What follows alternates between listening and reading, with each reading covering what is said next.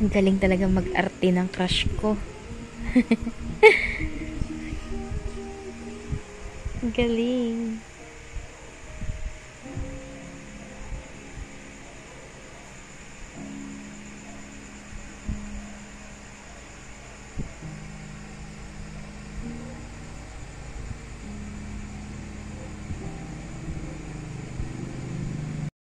Namatay pala yung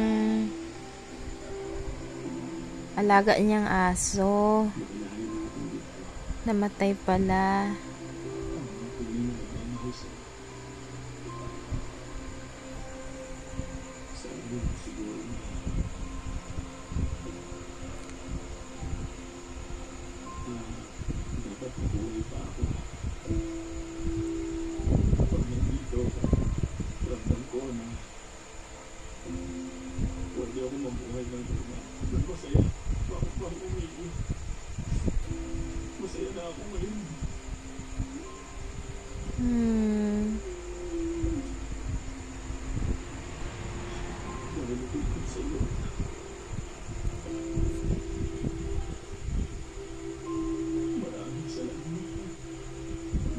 Lahat tayo siguro merong if you wish upon me. Ako meron.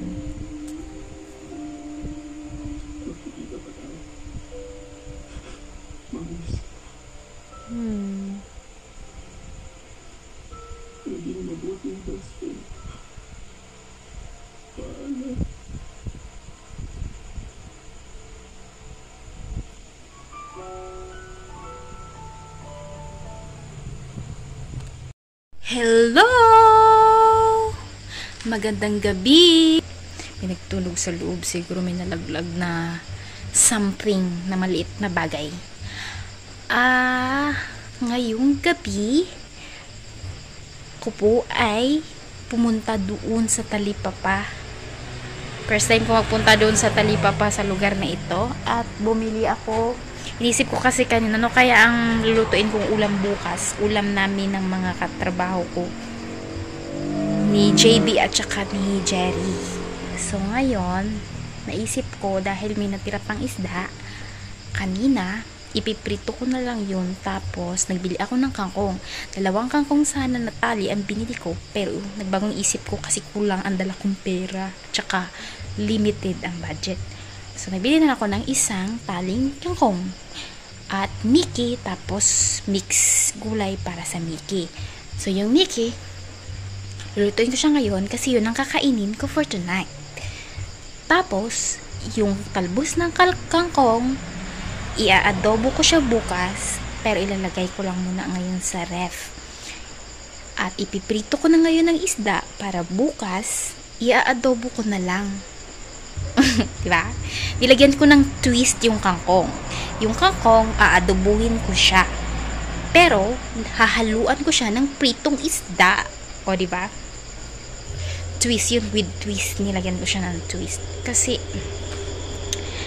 kakapagod din pala mag-isip ng paulit-ulit na ulam. Ang hirap na ng ginagawa ni ate, no? Yung mag-isip siya palagi araw-araw ng ipapamerienda niya, tapos mag-aisip siya ng ipapaulam niya.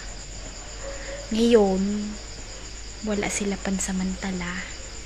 So, akong nag-aisip nun, nahirapan din ako. Kasi kung ako lang mag-isa, kahit ano lang kainin ko, kahit mag-noodles lang ako, sa bahay nga, nag-noodles lang kami, pag wala kami ulam, sardinas, itlog, o kaya pansit canton. Pag walang isda, pag walang, ang karni sa amin ay occasionally lang yun, hindi yun madalas nakikita sa lamesa namin. Madalas isda, gulay, o kaya itlog, o kaya itlog na may ampalaya, o kaya pansit canton, o kaya magi, o kaya sardinas, o kaya langka. Mga ganun-ganun lang paulit-ulit na niluluto sa bahay. Hindi kasi mahirap pakainin yung mga tao sa bahay, pero kasi dito, dahil na atasan ako na magpakain sa mga worker araw-araw habang wala sila ate, so kailangan ko mag-isip ng ipapaulam. Ang hirap mag-isip ng ipaulam sa ibang tao, pero pag ako lang taga, kahit ano lang kainin ko. Okay lang sa akin. So, papakita ko na sa inyo, dahil na-frozen na yung 3 pirasong isda na tira kanina, dilagay ko na sa sa kaldero. Ibinabad ko na sa kaldero. Na po siya, kailangan po siyang ibabad sa tubig para lumambot at maiprito ko mamaya-maya. Tapos, pagka-prito, ilalagay ko siya ulit sa ref para bukas. Hindi ko na siya piprituhin. I-adobo ko na lang siya diretso with kangkong. And for today's video, ang kangkong ay ilalagay ko muna sa ref. Hindi kaya ito malata or whatsoever. Ito ang lulutuin ko ngayon kasi ito ang kakainin ko ngayong gabi. Alright, magluto na ako. Diyan lang muna kayo. Po, dito ko na yung 3 pirasong isda na i-adobo ko bukas with kangkong. Hiwa-hiwa ko na ang vegetables. Bawang lang kasi walang sibuyas na available. At nahimay-himay ko na ang Mickey. Naluto na siya. Naprito ko na ang 3. Yung isa dyan, uulamin ko sa breakfast at yung 2 dyan, yun ang ihahalo ko sa depende kung mabisi ako, di walang breakfast, pero kung hindi ako mabisi ng maaga pa, makakapag-breakfast. Pero kadalasan, nabibisi na ako, kaya naliliglig ko ang breakfast. Okay? So, magaluto na po ako ng aking hapunan na Mickey. Yan. At kung gusto nyo pong alamin kung magkano po expenses ko, ang Mickey ay halagang 20 pesos. At ang gulay ay halagang 20 pesos. Yung hinalo ko po dyan na gulay. Tapos yung kangkong ay 10 pesos. So lahat ng expenses at ginastos ko ay worth 50 pesos lang. So kapag may 50 pesos ka, meron ka ng 2 klase ng ulam. Meron ka ng sa umagahan, tanghalian, or tanghalian, gabihan na ulam.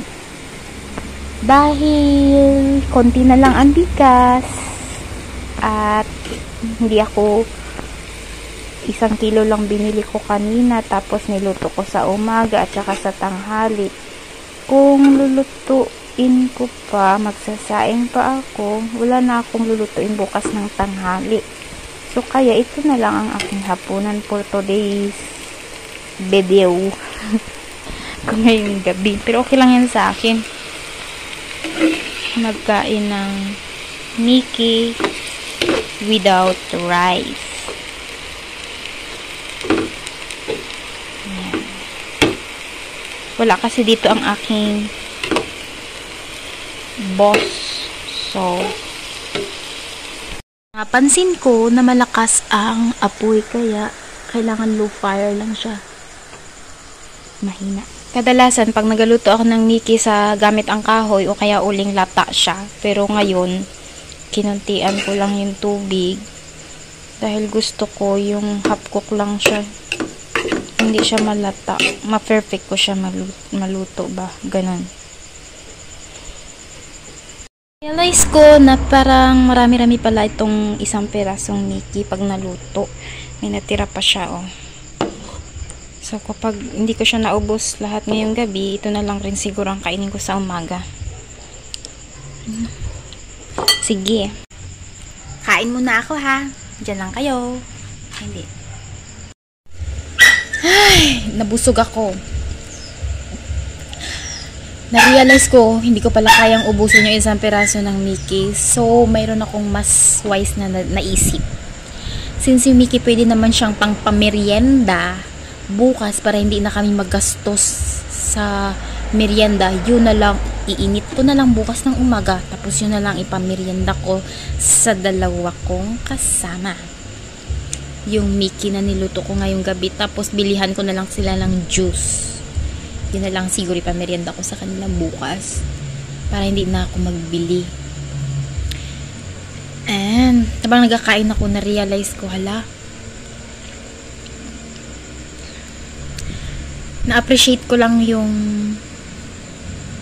habang nagkakain talaga ako, naiisip ko yung mga yung mga experiences ko sa mga naging amo ko, tapos yung mga naging trabaho ko dati tsaka ngayon kasi pansamantala lang to yung trabaho ko kasi kailangan ko lang talaga makaipon ng maliit na halaga na magagastos ko sa pinaplano kong kailangan ko talaga yun. Parang giipon lang ako ng maliit na halaga na mababaon ko. Kaya nagtrabaho ako dito. Na-realize ko na swerte ko pala somehow. Kasi may mga tao na ako talaga kasi yung tao na na hindi talaga ako yung sa loob ko ba, parang kinikilatis ko muna ng gusto ang mga tao ba kung ano yung status ko sa kanila, kung nagtitiwala ba sila sa akin o hindi, ganyan. Tapos alam ko naman na may mga taong nagatiwala na kaagad sa akin, di ba, lalo na sa mga pribadong bagay na meron sila, ganyan. Pero ako, parang i-process ko pa yun ng matagal sa sarili ko bago ko i-accept yung trust nila sa akin. Kasi marami kasi akong history ng yung mga trust breaker na sinasabi. At saka minsan kasi hindi mo agad-agad masasabi na nagtitiwala sa yung tao. Ang tao kasi minsan ay bias. Bias bang tamang term doon? Yung hindi mo nakikita talaga kung ano yung nasa puso niya. Anyways, yung pinagtatrabahuan ko pala ngayon, yung babae is anak-anakan yun ng nanay ko sa matagal na panahon na. So, nararamdaman ko talaga sa puso ko na parang kapatid yung trato niya sa akin. May love siya sa akin at saka concern. Kasi, naiyak ako. Hindi ko kasi ito masabi kay ate na sobrang nagpapasalamat ako sa kanya na nagkakilala sila ni nanay kasi anyways, hindi naman naka-subscribe si ate sa YouTube channel ko kaya hindi niya mababasa ito o maririnig pala, hindi mababasa. Pero kung one day makita niya sa YouTube ito, okay lang, mas maganda na marinig niya. Sobrang grateful ako sa iyo, te, kasi bilang mga anak ni nanay, may mga pagkukulang kami minsan sa kanya na hindi namin maibigay, pero ikaw, sobrang ganda ng kalooban mo.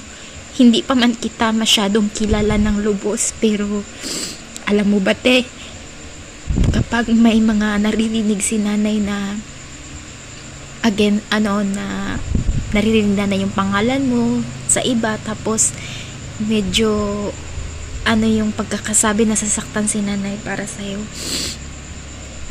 At saka alam ko taga mahal ka ni nanay, at saka anak ang niya sa'yo. Sobrang grateful ako sa'yo kasi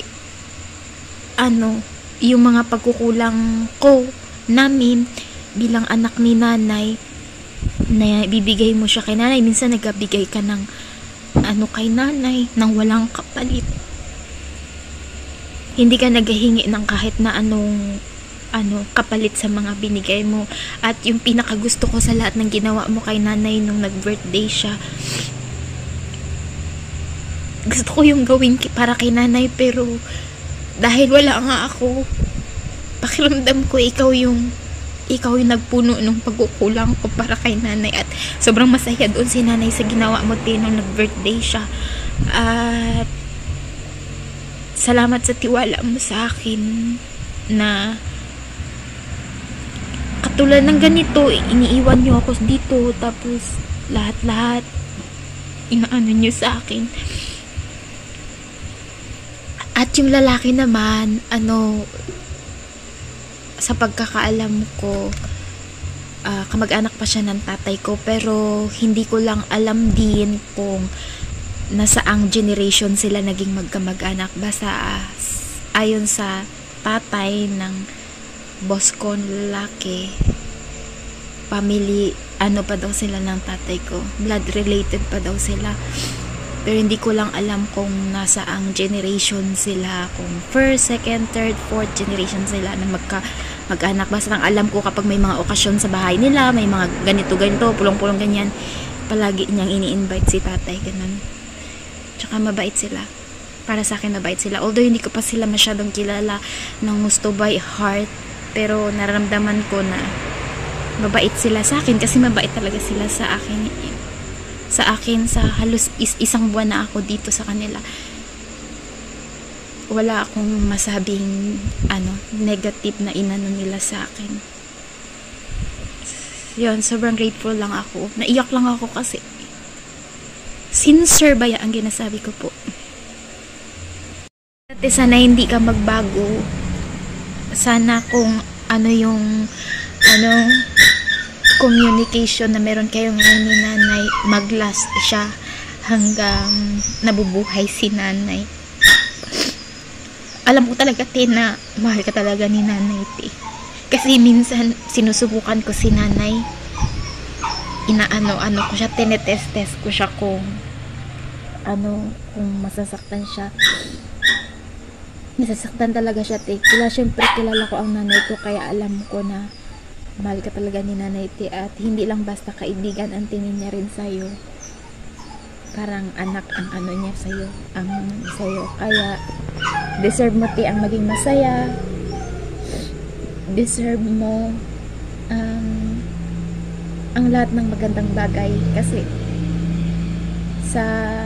hindi ko man kilala ang 100% ng buo mong pagkatao, ang laman ng puso mo, pero sa mabubuting bagay na pagkakilala ko sa'yo, alam ko na deserve mo talaga yung mga mabubuting bagay. Sobrang mahaba na ang video na ito. Mahirapan na naman ako mag-upload.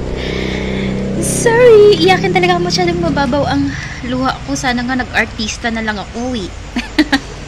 Hindi ako mahirap payakin. Okay, bye! Good night!